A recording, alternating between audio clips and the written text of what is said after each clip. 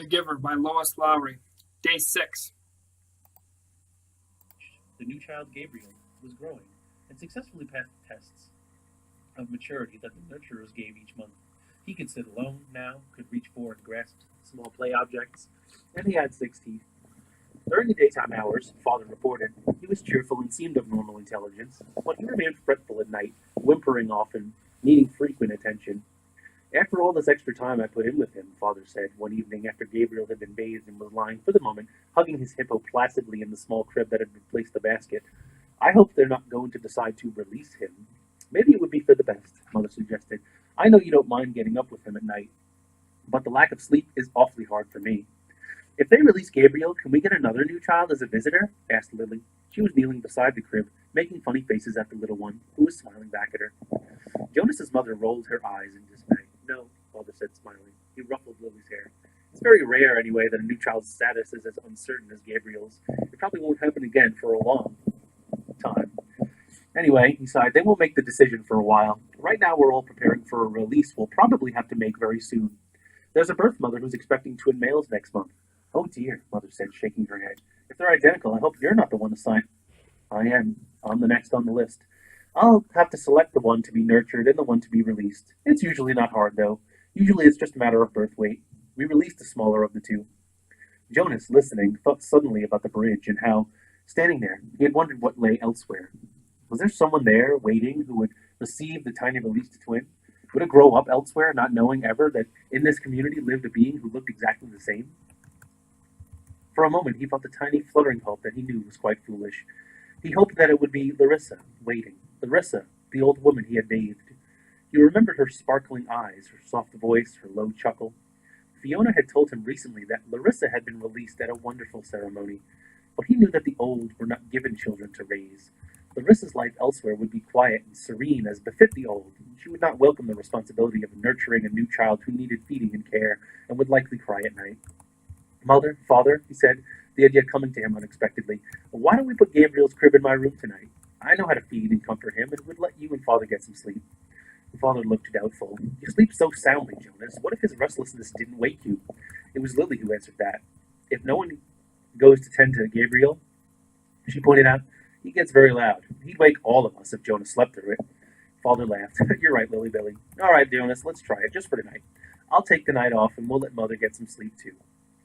Gabriel slept soundly for the earliest part of the night. Jonas in his bed lay awake for a while. From time to time he raised himself on one elbow, looking over at the crib. The new child was on his stomach, his arms relaxed beside his head, his eyes closed, and his breathing regular and undisturbed. Finally, Jonas slept too. Then, as the middle hours of the night approached, the noise of Gabe's restlessness woke Jonas. The new child was turning under his cover, flailing his arms and beginning to whimper. Jonas rose and went to him. Gently he patted Gabriel's back. Sometimes that was all it took to lull him back to sleep, but the new child still squirmed fretfully under his hand. Still patting rhythmically, Jonas began to remember the wonderful sail the giver had given to him not long before. A bright, breezy day on a clear turquoise lake, and above him a white sail of a boat billowing as he moved along in the brisk wind. He was not aware of giving the memory, but suddenly he realized that it was becoming dimmer, that it was sliding through his hand and into the being of the new child. Gabriel became quiet. Startled, Jonas pulled back what was left of the memory, but with a burst of will. He removed his hand from the little back and stood quietly beside the crib. To himself he called the memory of the sail forward again. It was still there, but the blue sky was less blue. The gentle motion of the boat slower, the water of the lake more murky and clouded. He kept it for a while, soothing his own nervousness at what had occurred, then let it go and returned to his bed. Once more, toward dawn, the new child woke and cried out. Again Jonas went to him. This time he quite deliberately placed his hand firmly on Gabriel's back and released the rest of the calming day on the lake. Again Gabriel slept. But now Jonas lay awake, thinking. He no longer had any more than a wisp of the memory, and he felt a small lack where it had been. He could ask the giver for another sail, he knew. A sail perhaps on ocean next time, for Jonas had a memory of ocean now, and knew what it was, and knew that there were sailboats there too, and memories yet to be acquired. He wondered, though, if he should confess to the giver that he had given a memory away. He was not yet qualified to be a giver himself, nor had Gabriel been selected to be a receiver. That he had this power frightened him. He decided not to tell.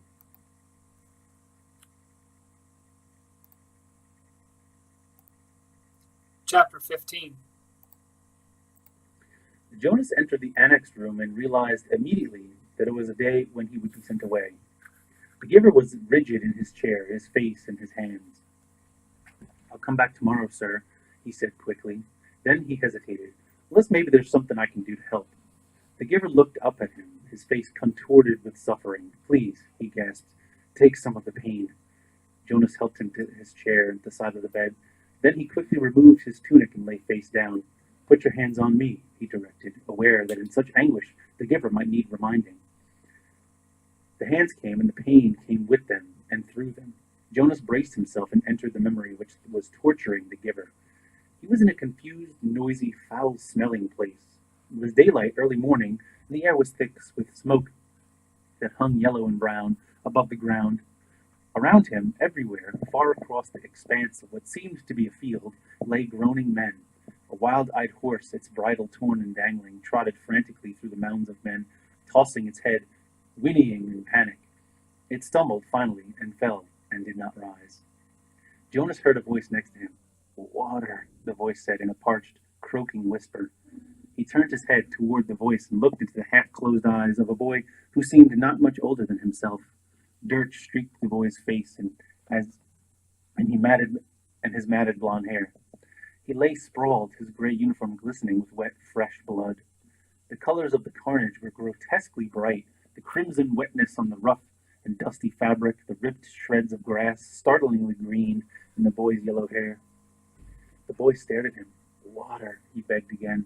When he spoke, a new spurt of blood drenched the coarse cloth across the chest and sleeve. One of Jonas's arms was immobilized with pain. He could see through his own torn sleeve something that looked like ragged flesh and splintering bone. He tried his remaining arm and felt it move. Slowly he reached to his side, felt the metal container there, and removed its cap, stopping the small motion of his hand now and then to wait for the surging pain to ease. Finally, when the container was opened, he had extended his arm slowly across the blood-soaked earth, inch by inch, and held it to the lips of the boy. Water trickled into the imploring mouth and down the grimy chin. The boy sighed. His head fell back, his lower jaw dropping as if he had been surprised by something. A dull blankness slid slowly across his eyes. He was silent. But the noise continued all around. The cries of the wounded men, the cries begging for water and for mother and for death. Horses lying on the ground shrieked, raised their heads, and stabbed randomly toward the sky with their hooves. From the distance, Jonas could hear the thud of cannons. Overwhelmed by pain, he lay there in the fearsome stench for hours, listened to the men and the animals die, and learned what warfare meant. Finally, when he knew that he could bear it no longer and would welcome death himself, he opened his eyes and was once again on the bed. The giver looked away, as if he could not bear to see what he had done to Jonas. "Forgive me," he said. Chapter 16. Jonas did not want to go back. He didn't want the memories, didn't want the honor, didn't want the wisdom, didn't want the pain. He wanted his childhood again, his scraped knees and ball games. He sat in his dwelling alone, watched through the window, seeing children at play, citizens bicycling home from uneventful days at work, ordinary lives free of anguish because he had been selected, as others before him had, to bear their burden. But the choice was not his. He returned each day to the annex room. The giver was gentle with him for many days following the terrible shared memory of war. "There are so many good memories," the giver reminded Jonas, and it was true. By now Jonas had experienced countless bits of happiness, things he had never known of before. He had seen a birthday party with one child singled out and celebrated on his day, so that now he understood the joy of being an individual, special and unique and proud. He had visited museums and seen paintings filled with all the colors he could now recognize and name. In one ecstatic memory, he had ridden a gleaming brown horse across a field that smelled of damp grass, and had dismounted beside a small stream from which both he and the horse drank cold, clear water.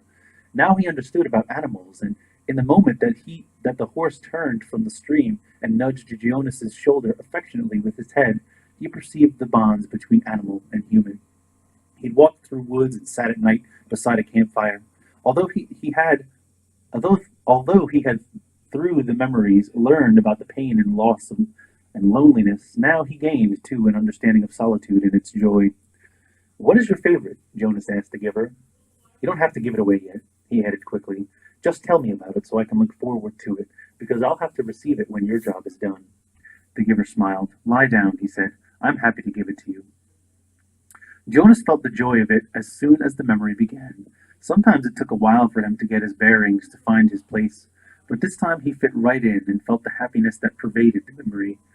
He was in a room filled with people, and it was warm with firelight glowing on a hearth. He could see through a window that outside it was night and snowing.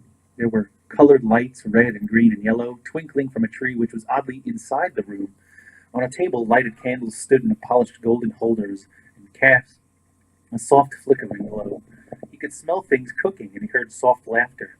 A golden-haired dog lay sleeping on the floor. On the floor there were packages wrapped in brightly colored paper and tied with gleaming ribbons. As Jonas watched, a small child began to pick up the packages and pass them around the room. To other children, to adults who were obviously parents, and to an older, quiet couple, man and woman, who sat smiling together on a couch. While Jonas watched, the people began one by one to untie the ribbons on the packages, to unwrap the bright papers, open the boxes and reveal toys and clothing and books. There were cries of delight. They hugged one another. The small child went and sat on the lap of the old woman, and she rocked him and rubbed her cheek against his. Jonas opened his eyes and lay contentedly on the bed, still luxuriating in the warm and comforting memory. It had all been there, all the things he had learned to treasure. What did you perceive? The giver asked. Warmth, Jonas replied, and happiness, and, let me think, family. That it was a celebration of some sort of holiday, and something else. I can't quite get the word for it. It will come to you. Who were the old people? Why were they there? It had puzzled Jonas seeing them in the room. The old of the community did not ever leave their special place, the house of the old, where they were so well cared for and respected. They were called grandparents. Grandparents? Grandparents. It meant parents of the parents long ago. Back and back and back, Jonas began to laugh. So actually, there could be parents of parents of the parents of the parents? The giver laughed too. That's right. It's a little like looking at yourself, looking in a mirror, looking at yourself, looking in a mirror. Jonas frowned. But my parents must have had parents. Never thought about it before. Who are my parents of the parents? Where are they? You could go look in the Hall of Open Records. You'd find the names. But think, son, if you apply for children, then who will be their parents of the parents? Who will be their grandparents? My mother and father, of course. And where will they be? Jonas thought. Oh, he said slowly, when I finish my training and become a full adult, I'll be given my own dwelling. And then when Lily does, a few years later, she'll get her own dwelling and maybe a spouse and children if she applies for them. And mother and father. That's right. As long as they're still working and contributing to the community, they'll go and live with the other childless adults, and they won't be a part of my life anymore. And after that, when the time comes, they'll go to the house of the old, Jonas went on. He was thinking aloud, and they'll be well cared for and respected.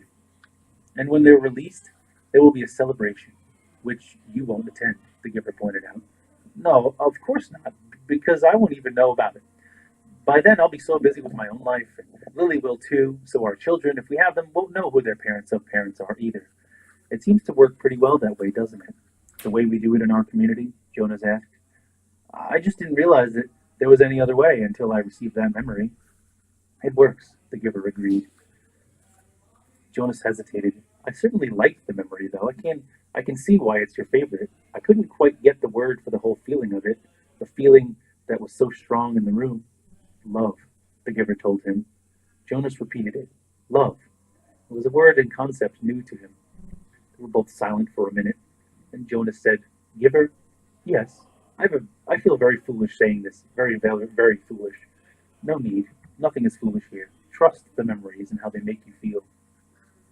Well, Jonas said, looking at the floor, I know you don't have the memory anymore because you gave it to me, so maybe you won't understand this. I will. I am left with a vague wisp of that one, and I have many other memories of families and holidays and of happiness, of love. Jonas blurted out what he was feeling. I was thinking that, well, I can see that it wasn't a very practical way to live with the old right there in the same place where maybe they wouldn't be well taken care of in the way that they are now. And that we have better arranged way of doing things, but anyway, I was thinking, feeling actually, that it was kind of nice then, and that I wished we could be that way, and that you could be my grandparent. Family in the memory seemed a little more, he faltered, not able to find the word he wanted, a little more complete, the giver suggested. Jonas nodded. I like the feeling of love, he confessed. He glanced nervously at the speaker on the wall, reassuring himself that no one was listening. I wish we still had that, he whispered.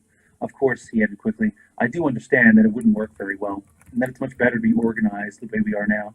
I can see that it was a dangerous way to live. What do you mean? Jonas hesitated. He wasn't certain really what he had meant. He could feel that there was risk involved, though he wasn't sure how. Well, he said finally, grasping for an explanation, they had fire right there in that room. There was a fire burning in the fireplace, and there were candles on a table. I could certainly see why those things were outlawed. Still, he said slowly, almost to himself, I did like the light they made, and the warmth. Father, Mother, Jonas asked tentatively after the evening meal, I have a question I want to ask you. What is it, Jonas? His father asked. He made himself say the words, though he felt flushed with embarrassment. He had rehearsed them in his mind all the way home from the annex. Do you love me? There was an awkward silence for a moment. Then father gave a little chuckle. Jonas, you, of all people, precision of language, please.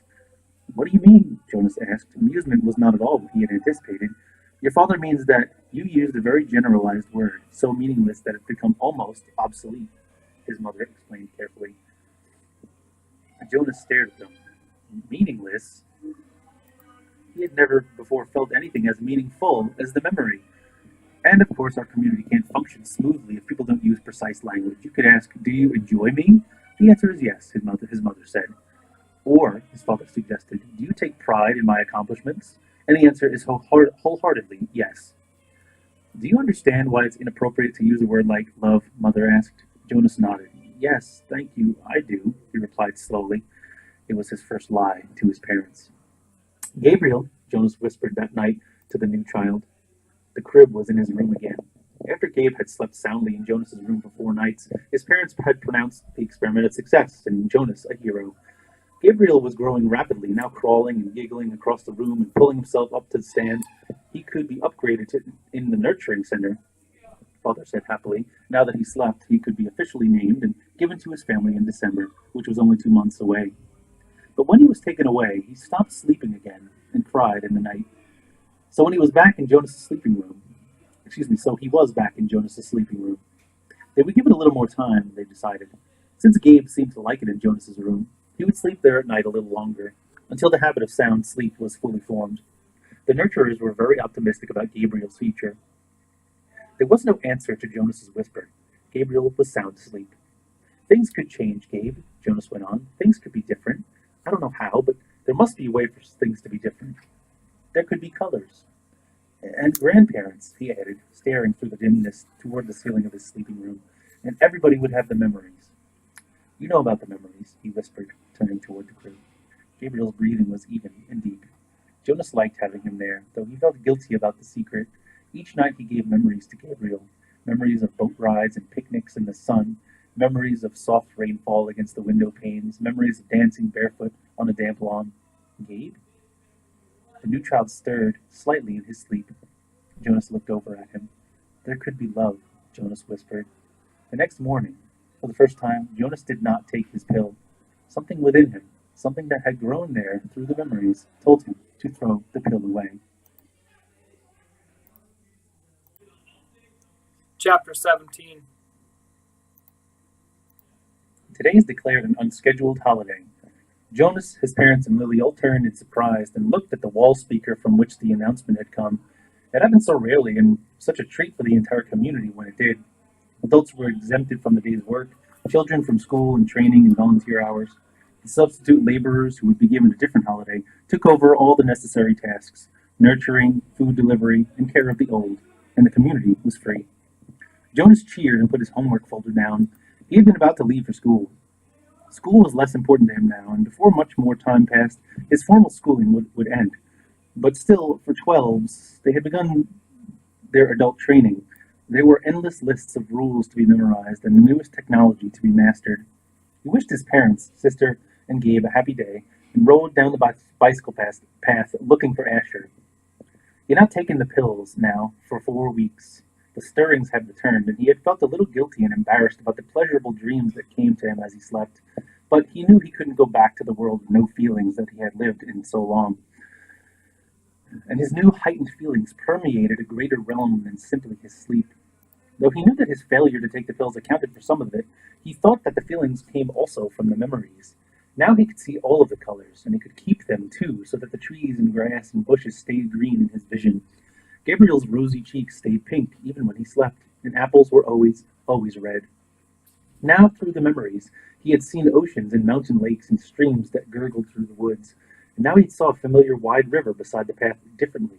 He saw all the light and color and history it contained and carried in its slow-moving water, and and he knew that there was an elsewhere from which it came, and an elsewhere to which it was going. On this unexpected casual holiday, he felt happy, as he always had on holidays, but with a deeper happiness than ever before.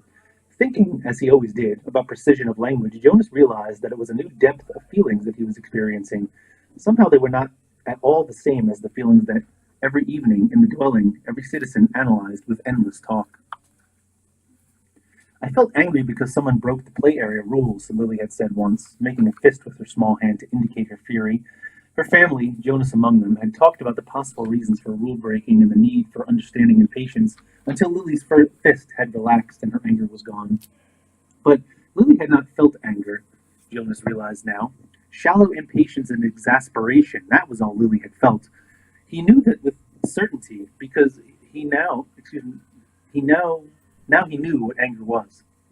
Now he had, in memories, experienced injustice and cruelty, and he had reacted with rage that welled up so passionately inside him that the thought of discussing it calmly at the evening meal was unthinkable. I felt sad today, he heard his mother say, and they had comforted her. But now Jonas had experienced real sadness. He had felt grief. He knew that there was no quick comfort for emotions like those. These were deeper, and they did not need to be told. They were felt. Today, he felt happiness. Asher, he spied his friend's bicycle leaning against the tree at the edge of the playing field. Nearby, other bikes were strewn about on the ground. On a holiday, the usual rules of order could be disregarded. He skidded to a stop and dropped his own bike beside the others. "Hey, Ash," he shouted, looking around. There seemed to be no one in the play area. "Where are you?" "Pshoo!" A child's voice, coming from behind a nearby bush, made the sound. "Pow, pow, pow!" A female 11 named Tanya staggered forward from where she had been hiding. Dramatically, she clutched her stomach and stumbled in a zigzag pattern, groaning. "You got me!" she called, and fell to the ground, grinning. Blam! Jonas, standing on the side of the playing field, recognized Asher's voice. He saw his friend, aiming an imaginary weapon in his hand, dart from behind one tree to another. "Blam! You're in my line of ambush, Jonas! Watch out!" Jonas stepped back. He moved behind Asher's bike and knelt so that he was out of sight. It was a game he had often played with other children, a game of good guys and bad guys, a harmless pastime that used up their contained energy and ended only when they lay, posed in freakish postures on the ground. He had never recognized it before as a game of war. "Attack!" The shout came from behind the small storehouse where play equipment was kept. 3 children dashed forward their imaginary weapons in firing position. From the opposite side of the field came an opposing shout. "Counterattack!" From their hiding places, the horde of children Jonas recognized Fiona in the group emerged, running in a crouched position, firing across the field. Several of them stopped, grabbed their own shoulders and chests with exaggerated gestures, and pretended to be hit. They dropped to the ground and lay suppressing giggles. Feelings surged within Jonas. He found himself walking forward into the field. "You're hit, Jonas!" Asher yelled from behind the tree. "Pow! You're hit again!" Jonas stood alone in the center of the field. Several of the children raised their heads and looked at him uneasily. The attacking army slowed, emerged from their crouched positions, and watched to see what he was doing. In his mind, Jonas saw again the face of the boy who had lain dying on the field and begged him for water. He had a sudden choking feeling, as if it were difficult to breathe. One of the children raised an imaginary rifle and made an attempt to destroy him with a firing noise. Pshoo! Then they all were silent, standing awkwardly, and the only sound was the sound of Jonas's shuddering breaths. He was struggling not to cry. Gradually, when nothing happened, nothing changed, the children looked at each other nervously and went away. He heard the sounds as they righted their bicycles and began to ride down the path that led from the field. Only Asher and Fiona remained. "What's wrong, Jonas? It was only a game," Fiona said. "You ruined it," Asher said in an irritated voice. "Don't play it anymore," Jonas pleaded. "I'm the one who's training for assistant recreation director," Asher pointed out angrily. "Games aren't your area of expertise," Jonas corrected him automatically. "Whatever. You can't say what we can play, even if you are going to be the new receiver." Asher looked warily at him. "I apologize for not paying you the respect you deserve," he mumbled. "Asher," Jonas said. He was trying to speak carefully and with kindness, to say exactly what he wanted to say. "You had no way of knowing this. I didn't know it myself until recently, but it's a cruel game. In the past, there..." "I said I apologize, Jonas,"